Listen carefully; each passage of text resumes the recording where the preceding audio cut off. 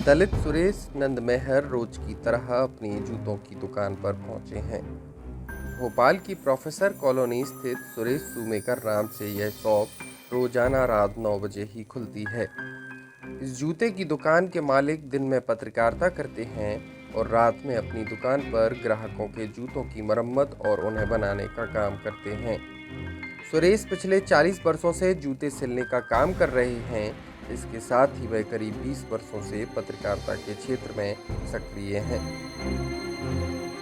भोपाल की पत्रिका बाल के खाल के संपादक सुरेश नंदमेहर एक तरफ दिन में समाचार संकलन का काम करते हैं, वहीं रात में जूते सिलना और जूतों को बनाना उनका काम है। सुरेश नंदमेहर 2003 से पत्रकारिता के क्षेत्र में सक्रिय हैं। बाल के खाल के नाम से एक मासिक पत्रिका निकालते हैं और पत्रकार होने के साथ साथ जूते की दुकान भी चलाते हैं।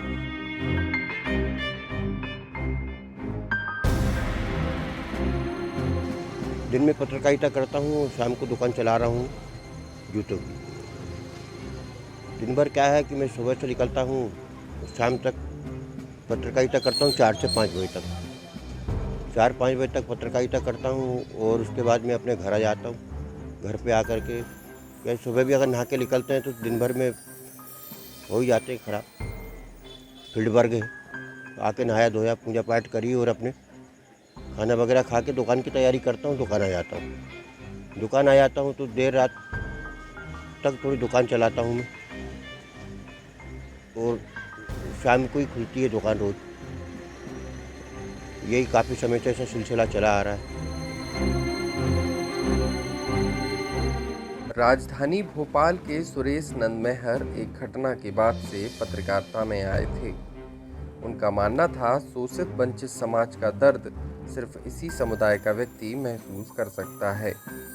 साल 2003 से सुरेश बाल की खाल के नाम से मासिक पत्रिका निकाल रहे हैं। पत्रिका के संस्थापक होने के साथ वह संपादक भी हैं।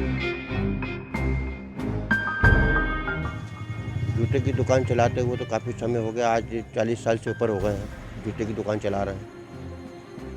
और सन 2003 से पत्रकारिता निकाल रहे हैं बाल की खाल। पहले मंथली मैगजीन निकालते थे हम बाल की खाल के नाम से।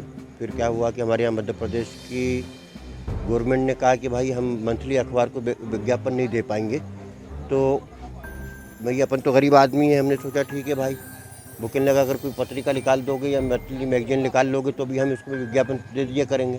तो मैंने कहा ठीक है, अपन उसमें अपने विचार जो हैं अखबार में ना रख करके अब मैगजीन में रख रहे हैं। सुरेश पत्रकारिता के क्षेत्र में काम कर रहे हैं, लेकिन उनकी पहचान आज एक मोची के रूप में ही की जाती है।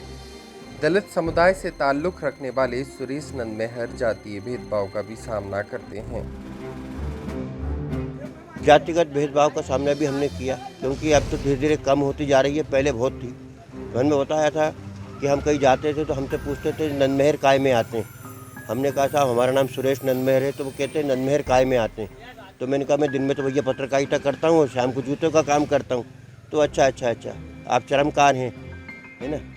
हाँ, मतलब मोची समाज से हैं आप लोग, है ना। या वो डायरेक्ट नाम भी ले लेते हैं इन समाज का, कह रहे यार तो आप तो चमार समाज से। तो हमें इस बात का एतराज़ नहीं, लेकिन मैंने कहा भैया यहाँ तो मीडिया के आए हैं काम करने, तो मीडिया की बात करिए। भैया मैं अपने जूते का काम कर रहा हूँ या मैं पत्रकारिता कर रहा हूँ, तो प्रधान संपादक हूँ, तो मेरा बहुत बड़ी पोस्ट हो गई है। मेरी अगर बहुत बड़ी पोस्ट हो गई तो मैं अपने जीवन में युगों को लेकर जीना नहीं चाहता। मैं लोगों से ज़मीन से जुड़ा हुआ आदमी हूँ, ज़मीन से जुड़े हुए लोगों के साथ रहता ही हूँ, है ना। जो लोग इस बात को एतराज़ करते हैं कि यार ये आदमी पत्रकार है और ये जूते का भी काम करता है, तो भैया मैं उनसे नमस्कार कर लेता हूँ, दूर हो जाता हूँ और क्या कर सकता हूँ। साल 2000 में शहर के रोशनपुरा चौराहे से सुरेश और उनके साथ अन्य लोगों की दुकानें हटाई गई थीं। इसके विरोध में दुकानदारों ने प्रशासन के खिलाफ आंदोलन किया था। कई दिन तक धरना देने के बाद भी जब स्थानीय मीडिया ने अखबारों में खबर को स्थान नहीं दिया, तब सुरेश ने पत्रकारिता में जाने का फैसला किया। उनका मानना था कि वह शोषित समाज की आवाज़ बनकर उनकी समस्याओं को लिखेंगे।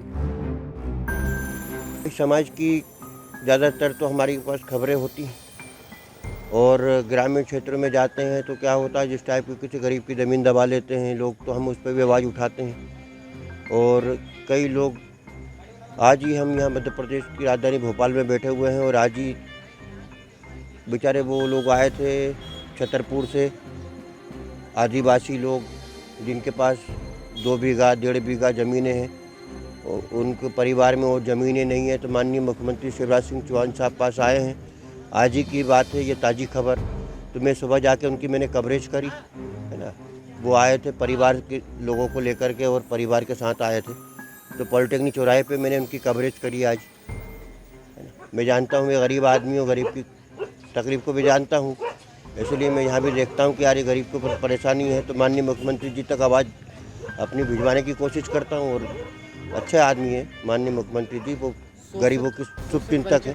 पिछड़े समाज की आवाज़ आप उठा रहे हैं। हाँ, काफ़ी समय से।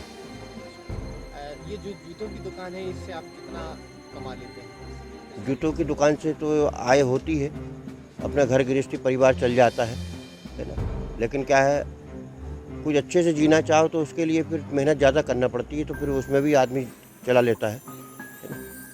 अच्छी मेहनत करेंगे, जैसे हम पहले जूते के काम ही काम करते थे, जोड़ना पॉलिश करना बस, फिर हमने नया बनाना चालू करा। हीन भावनाएं तो देखिए साहब, ये ओछी मानसिकता के लोग दुनिया में हैं, उनसे हम बहस करना भी नहीं चाहते।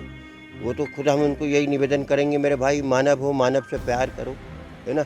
हम तो सीधा से एक संदेश देना चाहते हैं, इंसान अगर देवता न बन सके तो कोई गम नहीं, इंसान इंसान ही बना रहे तो किसी देवता से कम नहीं। ये हमारा संदेश है।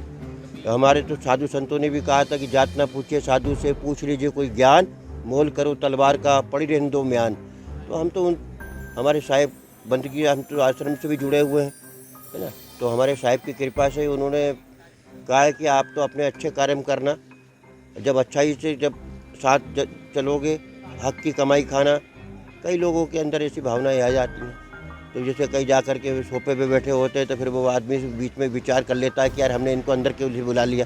तो ऐसे उनके विचार हैं, लेकिन हम तो भाई वहाँ जूते का काम करने थोड़ी नहीं गए, हम तो मीडिया का है आदमी है, तो मीडिया का काम करने गए, तो हम तो अंदर भी बैठे बाहर भी बैठे, हमें कोई तकलीफ नहीं।